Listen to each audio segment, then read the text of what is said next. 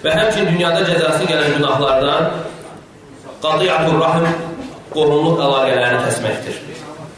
Hədisdə də gəlir ki, mə min zəmbin əcdər ən yu'əccilallahu Teala li sahibə əl-qubə fid-dünya mə yəddəxilu fil-əxirə min qati'atir rahim. Dünyada ən tez cəzası gələn günahlardan qohumluq əlaqəsi kəsmək, xəyanət və yalandır. Ahirətdə də onun cəzası vardır, əlavə olaraq.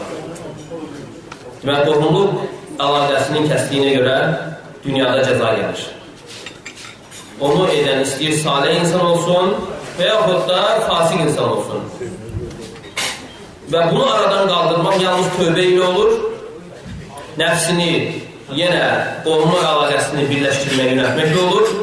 Və həmçinin Peyğəmbər s.ə.v-dən sabit olmuşdur hədisdə mən qata'a rahiməhu ləqiyyə və bələhu qablə ən yəmur. Kim qohumluq əlaqəsini kəsərsə, ölməzdən əvvəl onun cəzasını çəkər. Ona bəla üz verər. Və fi zəlik nassun sari alə ənə qati'ar rahim yulqa cəzəhu fid-dünya və ləhud. Bu hədis açıq aydın dəlildir ki, qohumluq əlaqəsini kəsən insanın cəzası dünyada mütləq veriləcəkdir. Və həmçinin mənəvi cəzalar da vardır. Allah qohumluq əlaqəsini kəsən insan cəzalandırır mənəvi cəza ilə. Və ən yəlharu aleyh təvabən il-vasil və azəbən aləl-qatil. Və qohumluq əlaqəsini birləşdirən insan Allah tərəfindən ona yardım gəlir, həm savabı artır. Amma kim ki qohumluq əlaqəsini qırır, ona cəza gəlir. Əbu Hureyra radiyallahu anh gələn rəvayətdə bir kişi deyir, ya Rasulallah, ey Allahın elçisi, innəli qarabə asılihum və yaqta'unəni, mənim qohumlarım var, mən onlarla əlaqəni birləşdirirəm, onlar yenə kəsirlər.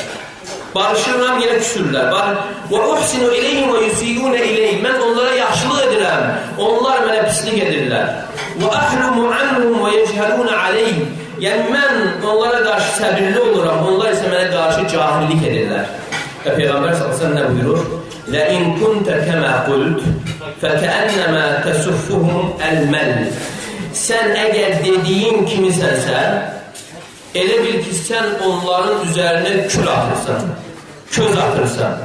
Yəni onların etdiyin əməlin zərəri onların özlərindədir. وَلَا يَزَالُ مَعَكَ مِنَ اللّٰهِ ظَهِيرٌ عَلَيْهِمْ مَا دُمْتَ عَلَى ذَلِكَ. Və nə qədər ki, sən belə davam edirsən, Allah Teala tərəfindən sənin yanında onlara qarşı yardımcı vardır. İxlasla.com saytı tərəfindən təqdim olundu.